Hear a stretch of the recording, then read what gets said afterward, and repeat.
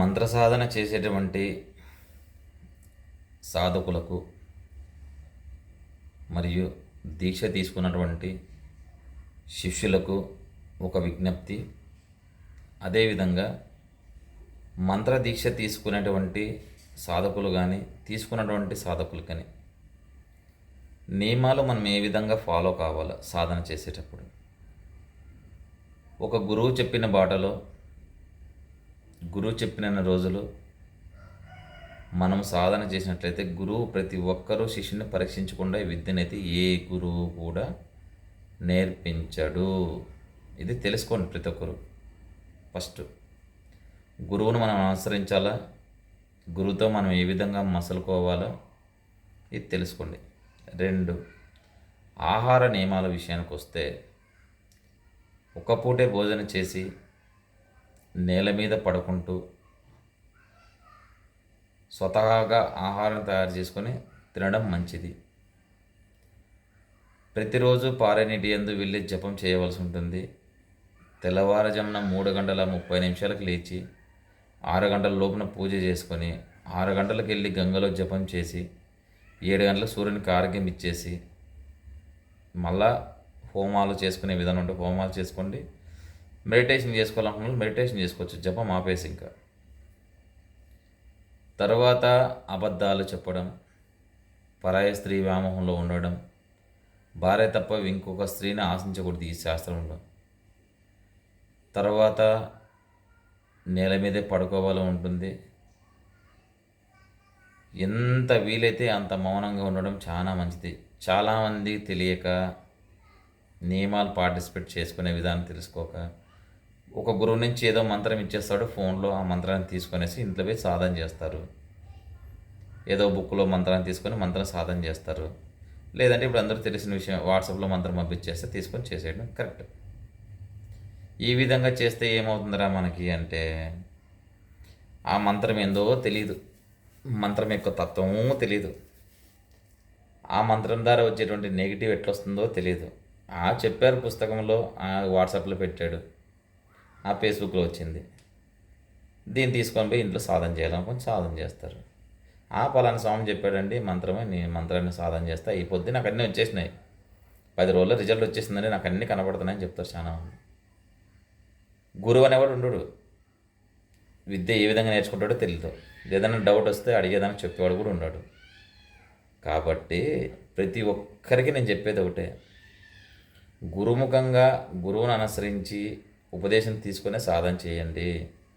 మంత్రాన్ని తీసుకొని సాధన చేసుకోలేక మంత్రాన్ని పక్కన పెట్టేసి మంత్రం ద్వారా చేయకపోవడం వల్ల వచ్చినటువంటి ప్రాబ్లమ్ని మళ్ళా కొత్తగా చేసుకోవాల్సి వస్తుంది. ఎందుకంటే బీజాక్షరాలు ఉన్నటువంటి మంత్రాన్ని ఇంట్లో చేయకూడదు.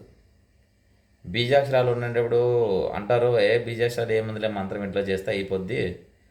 ఆ యొక్క మంత్రం యొక్క తాలూకా ఉన్నటువంటి ఇబ్బందులు కూడా మన మీదే పనిచేస్తాయి. ఎప్పుడైతే మన మీద పని చేస్తాయో అయిపోయా, ఆటోమేటిక్గా మనకు డబ్బు లాస్ కావడము, నెగిటివ్ ఎనర్జీ ఇంట్రెస్ట్ ఫామ్ అవుతుంది. అంటే మంత్రం తప్పు చదివినా మంత్రం చదివే విధానం ఉంటుంది, మంత్రం జపం చేసే దిక్కు ఉంటుంది, మనం ఏ మాలతో చేయాలో తెలుసుకోవాలి.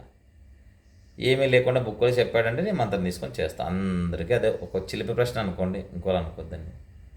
ఎక్కడైనా కానీ ఒక గురువు నుంచి ఉపదేశం పొందినటువంటి మంత్రాన్ని చేసేటప్పుడు గురువు యొక్క శిష్యులు ఎప్పుడూ శిష్యుని మీద ప్రసరిస్తూనే ఉంటాయి.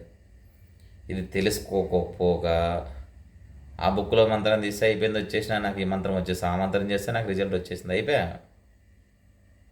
4 మంత్రాలు తెలుసుకోగానే పెద్దది ఇది అయిపోతుందంట. కాబట్టి చాలామంది తెలియకుండా మూర్ఖులు ఎంతైనా మాట్లాడతారులే, మనం అందుకు క్వశ్చన్ చేయకూడదు.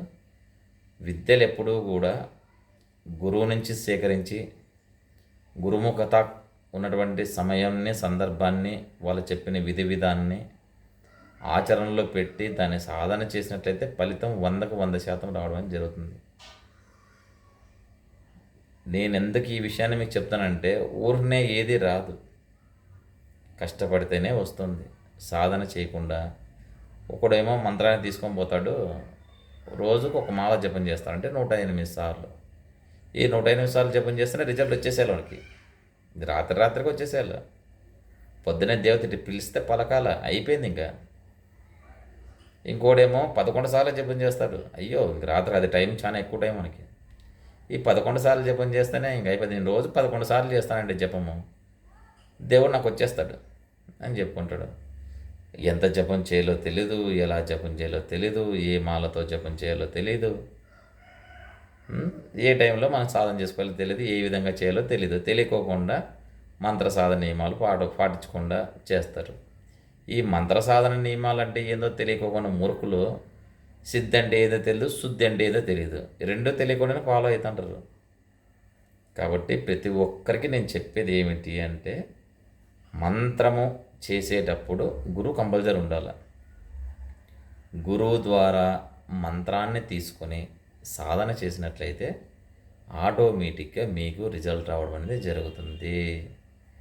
ప్రతి ఒక్క మంత్రానికి విధి విధానము, సాధన చేసేటువంటి సమయము, నైవేద్యము, పూలు పండ్లు నివేదన ఏది పెట్టాలా, ఏమి నైవేద్యాలు పెట్టాలా, ఏ విధంగా చేయాలనే విషయము చాలామందికి తెలియదు.